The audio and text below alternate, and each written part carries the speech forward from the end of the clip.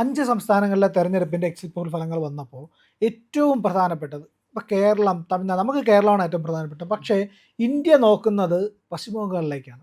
പശ്ചിമ ബംഗാൾ ആര് ഭരിക്കും? ഇപ്പം പറയുന്ന പ്രവചനങ്ങളുടെ അടിസ്ഥാനത്തിലാണെങ്കിൽ BJP ഭരിക്കും എന്നുള്ളതാണ്. അതിനുള്ള സാധ്യത തന്നെയാണോ കാണുന്നത്? ഇപ്പോൾ പൊതുവെ ഒരു ഈ മമതാ ബാനർജിയോട് ജനങ്ങൾക്ക് ഒരു വെറുപ്പ് വന്നു കഴിഞ്ഞിട്ടുണ്ടായിരുന്നു. ആ വെറുപ്പ് തീർച്ചയായിട്ടും ബാലറ്റ് പേപ്പറിൽ അല്ലെങ്കിൽ EVM വോട്ടിംഗ് മെഷീനിൽ കൂടി പ്രതിഫലിക്കും എന്നുള്ള കാര്യം വ്യക്തമാണ്. പിന്നെ അത് മാത്രമല്ല, പ്രിയന് മനസ്സിലായില്ല, അവരുടെ ഏറ്റവും വലിയ ശക്തി എന്ന് പറയുന്നത് ഒന്ന് വനിതാ വോട്ടർമാരായിരുന്നു. വനിതാ വോട്ടർമാരെ അവരെ കൈയൊഴിഞ്ഞു പല പ്രശ്നങ്ങൾ. കാരണം സ്ത്രീകളൊക്കെ ഏറ്റവും കൂടുതൽ ദുരന്തം അനുഭവിച്ചിട്ടുള്ള ഒരു കാലഘട്ടമാണ് മമതാ ബാനർജിയുടെ ഭരണകാലം. മെഡിക്കൽ കോളേജിലെ ബലാത്സംഗം എല്ലാം അതുപോലെ എത്രയോ സംഭവങ്ങൾ. ഇപ്പം സന്ദേശ് കലി പറഞ്ഞിട്ട് അവിടെ പിന്നെ അഴിച്ചുവിട്ടിരിക്കുക ഗുണ്ടകളെ മുഴുവനെ, അതൊന്ന്. പിന്നെ വേറൊന്ന്, ഈ SIR നടപ്പിലാക്കിയതോടുകൂടി അനധികൃത കുടിയേറ്റക്കാരെ മുഴുവൻ വോട്ടർ ലിസ്റ്റിൽ നിന്നും മാറ്റി. 90 ലക്ഷം പേരോളം വോട്ടർ ലിസ്റ്റുമാർ ആദ്യത്തെ റൗണ്ടിൽ തന്നെ പോയിരുന്നു. പിന്നെ അത് കഴിഞ്ഞ് അവർ അപ്പീലെല്ലാം കൊടുത്തു കഴിഞ്ഞ് കുറേ പേര് തിരിച്ചു കയറി. അതുമാത്രമോ ബ്യൂറോക്രസിയിൽ ഏതാണ്ട് 200ഓളം ഉദ്യോഗസ്ഥന്മാർ, ചീഫ് സെക്രട്ടറി മുതൽ additional chief secretary, DGP, additional DGP intelligence, അങ്ങനെ തുടങ്ങി കൽക്കത്ത സിറ്റി പോലീസ് കമ്മീഷണർ തൊട്ട് പോലീസ് സൂപ്രണ്ട് ഓഫ് പോലീസ്, അതുപോലെ പോലീസിലെ ഏറ്റവും ലോവസ്റ്റ് കാറ്റഗറിയിലുള്ളവർ വരെ മൊത്തം 200-ലധികം പേരെ ട്രാൻസ്ഫർ ചെയ്തു. കാരണം അത്രമാത്രം പൊളിറ്റിസൈസ്ഡ് ആയിരുന്നു അവിടുത്തെ ബ്യൂറോക്രസിയും പോലീസ് ഫോഴ്സും. അപ്പോൾ അതെല്ലാം ഇതിനകത്ത് ഈ പോളിങ്ങിൽ പ്രതിഫലിക്കും എന്നുള്ള കാര്യം വ്യക്തമാണ്. അത് കൂടാണ്ട് കഴിഞ്ഞ ദിവസം അജിത് പാൽ ശർമ്മ എന്ന് പറഞ്ഞ ഒരു ഇലക്ഷൻ ഒബ്സർവറെ ഉത്തർപ്രദേശിൽ നിന്ന് ഇലക്ഷൻ കമ്മീഷൻ അവിടെ കൊണ്ടുവന്ന് നിയമിച്ചു. പശ്ചിമ ബംഗാളിൽ 24 പാർഗാനാസ് ജില്ലയിൽ വോട്ടിംഗ് നിരീക്ഷണത്തിന് വേണ്ടിയിട്ട്, ക്രമസമാധാനം നിരീക്ഷിക്കാൻ വേണ്ടിയിട്ട്. അതിന് അവർ BJPനെ കുറ്റം പറഞ്ഞു. BJPക്ക് അതിനകത്ത് ഒരു റോളില്ല. കാരണം ഇലക്ഷൻ കമ്മീഷനാണ് തീരുമാനിക്കുന്നത്. ഈ ട്രാൻസ്ഫർ മൊത്തം ഇത്രയും ബ്യൂറോക്രാറ്റുകളെയും പോലീസ് ഉദ്യോഗസ്ഥന്മാരെയും ട്രാൻസ്ഫർ ചെയ്തതും ഇലക്ഷൻ നിരീക്ഷകരെ നിയമിക്കുന്ന എല്ലാം ഇലക്ഷൻ കമ്മീഷൻ്റെ കൺട്രോളിലാണ്. അവർക്ക് BJPനെ ഒന്നും പറയാൻ പറ്റില്ല. അപ്പോൾ പറയും ഇലക്ഷൻ കമ്മീഷൻ BJPയുടെ സ്തുതിപാഠകരാണ്. ഇവരുടെ പഴയ ഓർമ്മയാണ്. കാരണം കോൺഗ്രസ് ഭരിച്ചിരുന്നപ്പോൾ മുഴുവൻ സ്തുതിപാഠകരായിരുന്നു ഇലക്ഷൻ കമ്മീഷനിൽ. ആയിക്കൂടി അവിടെ ടഫായിട്ട് നിന്നിരുന്ന ഒരാൾ ഗോപാലസ്വാമിയായിരുന്നു, തമിഴ്നാട്ടിലെ N. ഗോപാലസ്വാമി. അദ്ദേഹം മാറിക്കഴിഞ്ഞ പിന്നെ മുഴുവൻ കോൺഗ്രസിൻ്റെ ജോലിക്കാരെയാണ് അവർ വെച്ചുകൊണ്ടിരുന്നത്. അറിയില്ല, MS ഗിൽ എന്ന് പറഞ്ഞൊരുത്തനുണ്ടായിരുന്നു, ചീഫ് ഇലക്ഷൻ കമ്മീഷണർ. അയാൾ റിട്ടയർ ആയി കഴിഞ്ഞ ഉടനെ അയാളെ രാജ്യസഭയിലേക്ക് നോമിനേറ്റ് ചെയ്തു. അയാളെ കേന്ദ്രമന്ത്രി വരെയാക്കി. അങ്ങനെയുള്ളതൊന്നും തെരഞ്ഞെടുപ്പ് കമ്മീഷൻ്റെ കാര്യത്തിൽ ഈ ഗവൺമെൻറ് ചെയ്തിട്ടില്ല. അവർ വളരെ കാര്യക്ഷമമായിട്ടാണ് 2 ഫേസസിലായിട്ട് തെരഞ്ഞെടുപ്പ് നടത്തിയത്. വലിയ ക്രമസമാധാന പ്രശ്നമൊന്നും ഉണ്ടായില്ല. എന്നിട്ടും കൂടി സുവേന്ദു അധികാരി പ്രതിപക്ഷ നേതാവിനെ അവരുടെ അദ്ദേഹത്തിൻ്റെ കാറ് തള്ളിപ്പൊളിക്കുകയൊക്കെ ചെയ്തു. ഇത് എല്ലാം മമതയുടെ ഗുണ്ടകളാണ് പശ്ചിമ ബംഗാളിലാകെ. സംശയമുണ്ടോ? മമത പണ്ടൊരു ഗുണ്ടാ നേതാവായിരുന്നു മമത. കാര്യം അവരെ കമ്മ്യൂണിസ്റ്റുകാർ തല്ലിയിട്ടുണ്ടെന്നൊക്കെ അവർ അവകാശപ്പെടുന്നുണ്ട്. പിന്നെ അവരുടെ ജിമ്മിങ്സും തിയേറ്ററിക്സും എല്ലാം കാണുമ്പോൾ ആൾക്കാർ പകച്ചു. ഒരു തവണ തെരഞ്ഞെടുപ്പിൻ്റെ സമയത്ത് അവർ ആശുപത്രി കിടക്കണം, കൈയും കാലും ഒക്കെ കെട്ടി കൈയും ഒക്കെ പൊക്കി വെച്ചുകൊണ്ട് ബാൻഡേഡ് ഇട്ടിട്ടും പ്ലാസ്റ്റർ ഇട്ടിട്ടൊക്കെ കിടക്കണം. പിറ്റേ ദിവസം അവർ ഓടിപ്പാഞ്ഞ് കിടക്കണം TV. അപ്പോൾ അത് ജനങ്ങൾ വളരെയധികം ഗൗരവത്തോടു കൂടിയാണ് അവർ കൈകാര്യം ചെയ്തിരിക്കുന്നത് ഈ തെരഞ്ഞെടുപ്പിൽ. അത് ഈ വോട്ടർ ഇതിനകത്ത് പ്രതിഫലിക്കും. ഇപ്പം നമുക്ക് ഇന്നലെ അഭിപ്രായ സർവേ പ്രകാരം പോൾ ഓഫ് പോൾസ് ഉൾപ്പെടെ പല പോളിലും BJPക്കാണ് മുൻതൂക്കം. ഇപ്പം ഫൈനൽ ഫിഗർ അത് തന്നെ ആയിക്കൊള്ളണം എന്നൊന്നുമില്ല. പക്ഷേ അവർ നടത്തിയ പോളിങ്ങിൽ 4-5 എക്സിറ്റ് പോൾ നടത്തിയിരിക്കുന്നതിൽ എല്ലാത്തിനും BJPക്കാണ് മുൻതൂക്കം. മമത പിന്നോട്ട് പോയിരിക്കുകയാണ്. പക്ഷെ അവർ പറഞ്ഞ എക്സിറ്റ് പോളിലൊന്നും യാതൊരു വിലയില്ലാന്ന് പറഞ്ഞു. കഴിഞ്ഞ തവണയൊക്കെ അവർക്ക് നല്ല വിലയായിരുന്നു. ഇത്തവണ അവർ തോക്കുമെന്ന് പറഞ്ഞു കഴിഞ്ഞാൽ സംഗതി ആയിക്കൂടി മഴ പെയ്ത് ഇടിമിന്നലും അതും ഇതൊക്കെ കാരണമാണ് തോറ്റതെന്ന് പറയുന്നത്. അപ്പം പക്ഷെ മമതയുടെ ഒരു വീഴ്ച അത് കാരണം ഉയരം കൂടുന്തോറും വീഴ്ചയുടെ ആഘാതം കൂടുമെന്ന് പറയുന്ന പോലെ അത്രയേറെ അധികാര ദുർവിനിയോഗത്തിൻ്റെ തൻ്റെ അധികാരം കൊണ്ട് എന്തൊക്കെ ചെയ്യാൻ കഴിയും, ഒരു സർക്കാരിനെ എങ്ങനെയൊക്കെ കൃത്രിമമാക്കി പ്രവർത്തിപ്പിക്കാൻ കഴിയും എന്നുള്ളതിൻ്റെ ഉദാഹരണമായിരുന്നു മമത. ഒരു മുഖ്യമന്ത്രി എങ്ങനെ ആകരുത് എന്നുള്ളതിൻ്റെ ഒരു ഉദാഹരണമാണ് മമതാ ബാനർജി എന്ന് പറയുന്നത്. പക്ഷെ അവിടെയാണ് മോദി കൊടുങ്കാറ്റ് ആഞ്ഞടിച്ച് ഈ പറയുന്ന വൻ വൃക്ഷങ്ങളെ അടക്കം വീഴ്ത്താൻ പോകുന്നത്. പറയുന്ന ഈ എക്സിറ്റ് പോൾ ഫലങ്ങളുടെ അടിസ്ഥാനത്തിൽ അതിനകത്ത് പറയുന്ന സൂചനകൾ വെച്ചിട്ട് നമുക്ക് മനസ്സിലാക്കാൻ കഴിയുന്ന TMCയുടെ പ്രധാനപ്പെട്ട നേതാക്കളെല്ലാം തോക്കുമെന്നാണ്. അങ്ങനെയാണെങ്കിൽ അതൊരു വൻ വീഴ്ചയായിരിക്കില്ലേ തൃണമൂൽ കോൺഗ്രസിന്റെ വൻ വീഴ്ചയാണ്. പക്ഷെ അവരിപ്പോഴും എന്താ ഇവിടെ ബംഗാളിൽ ഒരു നല്ല ഇഫക്റ്റീവായിട്ടുള്ള പ്രതിപക്ഷം ഇല്ല. കോൺഗ്രസ് വളരെ ദുർബലമാണ്. പിന്നെ ഉള്ളത് മറ്റേ ആൻറ്റിക് ഷോറൂമിൽ കയറിയിരിക്കുന്ന CPIM ആണ്. ബേബി പറയണ മാർക്സിസ്റ്റ് പാർട്ടിയുടെ ബുദ്ധിജീവി സെക്രട്ടറി ഒക്കെ ഉണ്ടല്ലോ, അദ്ദേഹം പറയണ ഞങ്ങൾ തിരിച്ചു വരും, പൂർവാധികം ശക്തിയോടുകൂടി തിരിച്ചു വരും, റൈറ്റേഴ്സ് ബിൽഡിംഗ് ഞങ്ങൾ പിടിച്ചെടുക്കുന്നൊക്കെ പറയുന്നുണ്ട്. പക്ഷെ അത് അദ്ദേഹം പറയണ്ട, അത് അദ്ദേഹത്തിന് അത് പറയാനേ പറ്റുള്ളൂ. അത് കേരളത്തിലൂടെ ഒന്നും അദ്ദേഹത്തിനൊന്നും പറയാൻ പറ്റണല്ലോ. ബംഗാളിലാകുമ്പോൾ ആരും അറിയില്ല. ഇങ്ങനെയൊക്കെ പറഞ്ഞ് ഏതെങ്കിലും പത്രങ്ങളിൽ വരുത്തും. മലയാളി പത്രപ്രവർത്തകരുണ്ട്, അപ്പോൾ അവരൊക്കെ പാവം ബേബി അല്ലേ പറയണേ, എഴുതി കൊടുക്കാം എന്ന് പറഞ്ഞിട്ട് എഴുതി കൊടുക്കും. പക്ഷേ ഒരു ഇഫക്റ്റീവ് പ്രതിപക്ഷത്തിൻ്റെ കുറവ് നന്നായിട്ടുണ്ട് ബംഗാളിൽ.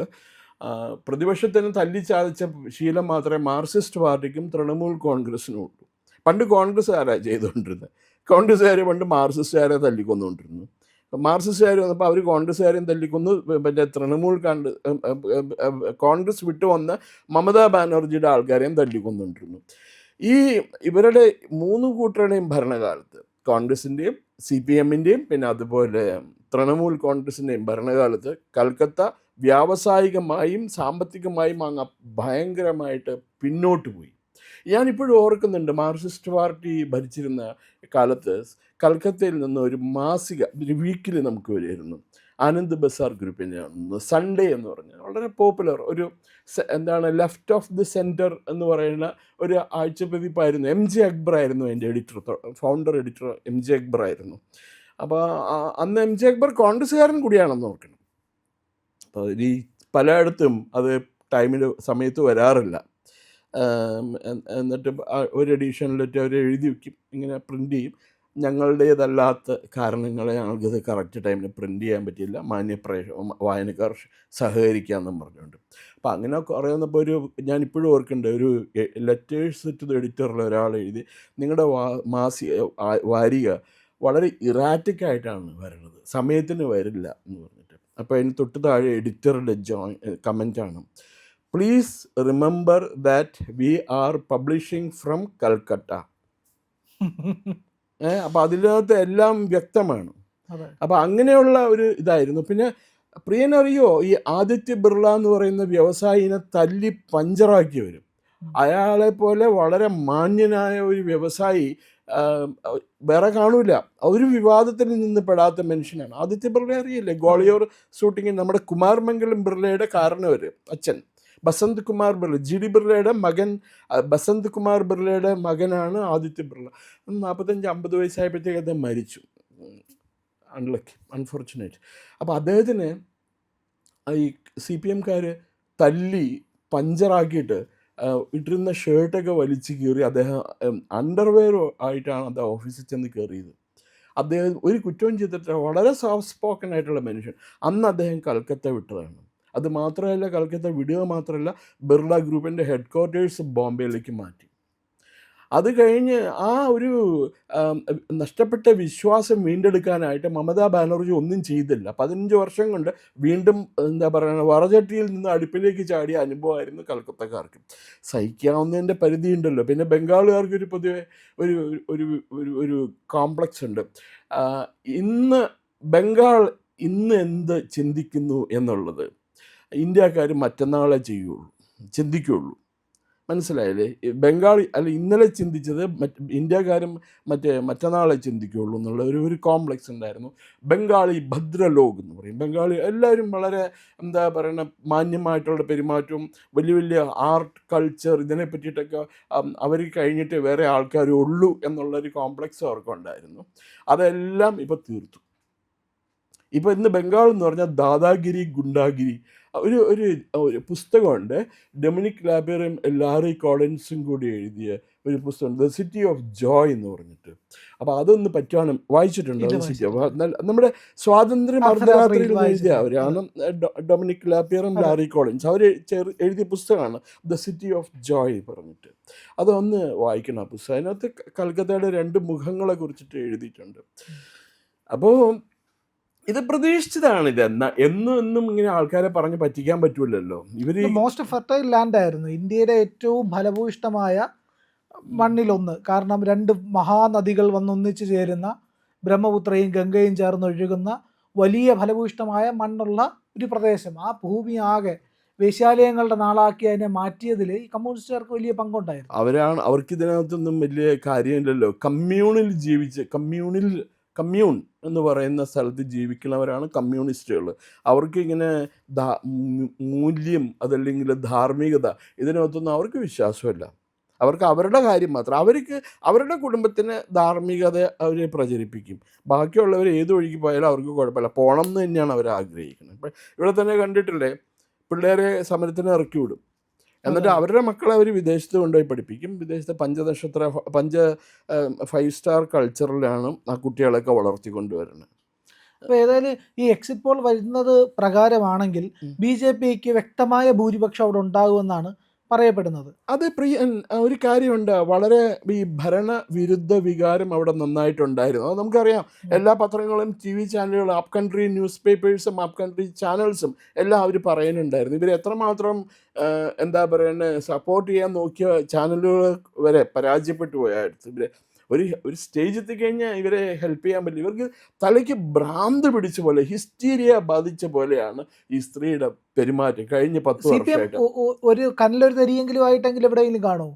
വലിയ പാടാണ്. ഈ CPMന് എന്താ പറയണത്, അവിടെ ബംഗാളിൽ ഇനി പച്ച പിടിക്കാനായിട്ട് വലിയ പാടാണ്. കാരണം ബംഗാളിലെ ജനങ്ങൾ അവരുടെ എത്ര വർഷം, 33 വർഷം എങ്ങാണ്ട് ഭരിച്ചില്ലേ. അത് കഴിഞ്ഞിട്ടും ഈ മറ്റേ സത്യം പറയാൻ തയ്യാറായ കമ്മ്യൂണിസ്റ്റുകാരെ വരെ കമ്മ്യൂണിസ്റ്റ് പാർട്ടിക്കാർ തള്ളിപ്പറഞ്ഞു.